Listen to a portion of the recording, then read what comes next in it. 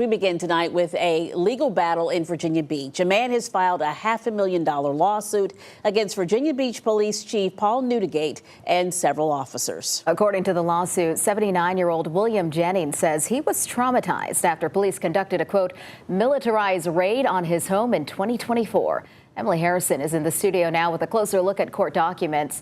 And Emily, Virginia Beach Police did have a search warrant. That is going to be the case. Jennings' attorney says while police had a search warrant, he says what should have been a legal search resulted in an assault on an elderly man's home. The lawsuit claimed the search was, quote, unreasonable, unnecessary, and ultimately led to extensive property damage with no formal charges ever filed.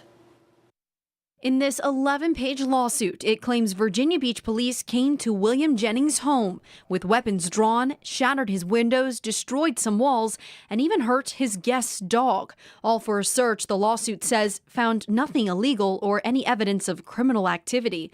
The lawsuit also contends while investigators had a search warrant, the probable cause behind it was an uncorroborated jailhouse conversation between other third parties about, quote, drug money. Legal analyst Ed Booth says without commenting directly on this case that getting probable cause for a search warrant is quite broad.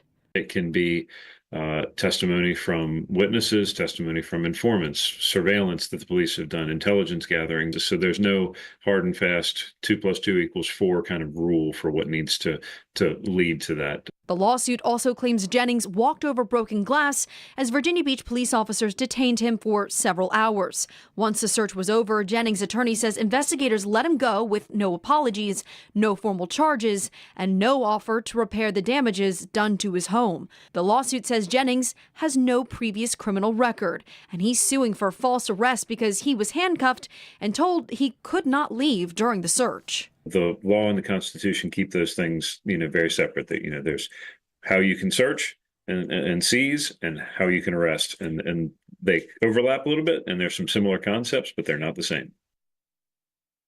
Now, we reached out to Virginia Beach Police, who say they cannot comment while there is pending litigation, but also say that the lead police officer in charge of the search is still employed with VBPD. Emily Harrison, 13 News Now. The same attorney is also representing another client who says Virginia Beach police officers violated his due process rights during another unrelated search. We have that story on our website at 13newsnow.com.